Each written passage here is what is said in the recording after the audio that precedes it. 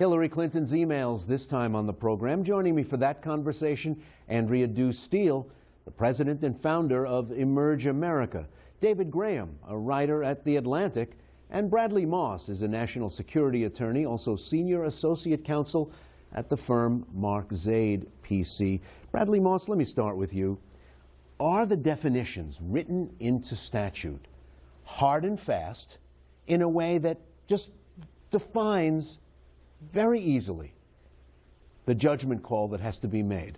Sadly, no. The relevant statutory provisions by written decades ago, and it was never really designed for this type of situation. It wasn't designed for mishandling. So it's pre-email? Correct. Oh, it's very much pre-email, very much designed around a time where everything was on paper, everything was being handed between people, and so it encompassed the idea of leaks, whether it be a spy selling something to the Soviets during the Cold War, or someone giving it to a journalist. That's what, by and large, these criminal provisions were about. It is now being possibly construed as, okay, can we apply this to someone who mishandles classified information, not giving it off to a journalist or to a foreign government, but simply in and of itself taking it out of the secure location and putting it into an insecure one.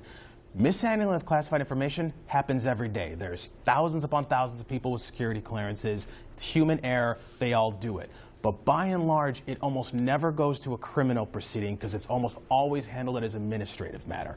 With the secretary, unfortunately, that's simply not an option that anybody has. David Graham, we keep hearing this was classified, this wasn't classified, this was classified after the fact. Who's the classifier? How does it happen that a document, any document, goes from being something that's simply a communications between two individuals to something that's now classified?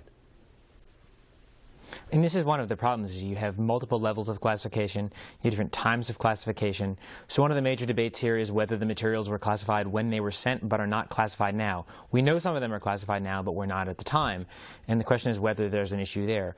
There are also documents in here that cover material that is technically classified but is really in practice a matter of public record. There's some question about whether there is discussion of drone programs. That's something the government technically can't discuss, but in practice talks about with journalists and is reported in the press all the time. Bradley Moss, I've read probably 1,000 of emails and my head's swimming from the exercise. A lot of them have to do with who's going to call who and when, whether someone's gotten a birthday gift on their birthday.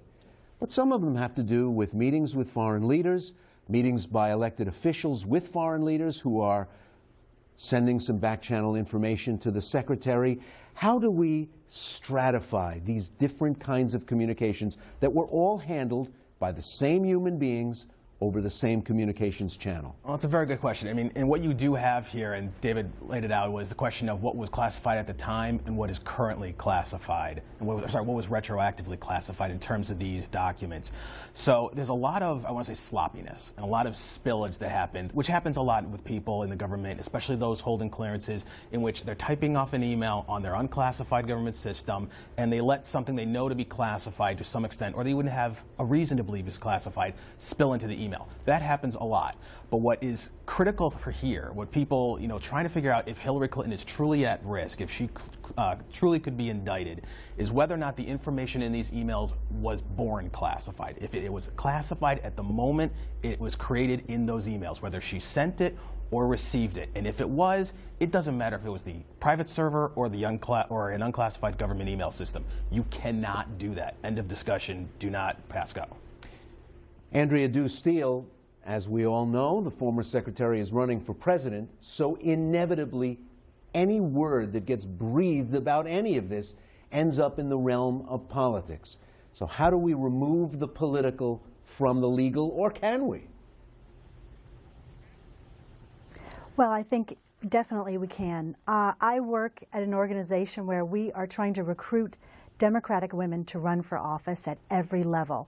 And when you see this kind of treatment of running for president, where it's all about emails rather than the important issues facing our country today, it's really hard to recruit a single mother, somebody who defaulted on her mortgage, who maybe didn't pass the bar the first time.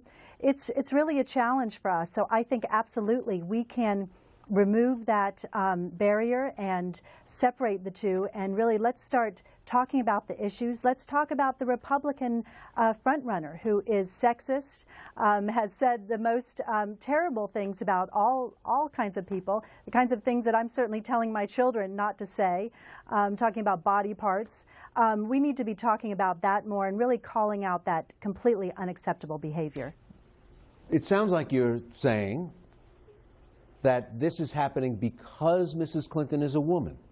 Is that a fair encapsulation of what you just said? Well, certainly what we tell our women that we're recruiting is that Hillary Clinton is held to a completely different standard. And if you're running for school board or city council or state legislature, you are not going to be treated like Hillary Clinton. Certainly, we know that we still live in a sexist country. We know that. We just heard from the women's soccer players a couple of weeks ago. There was controversy in the tennis. So whether it's sports, business, or politics, certainly we face challenges as women, and Hillary Clinton is the same, certainly. And she's trying to go for the biggest office in this country. Andrea Steele is in San Francisco. Of course, an issue like this reaches escape velocity, and sometimes these things don't matter. We'll pick it up right from there. The law, the emails, the politics. Stay with us.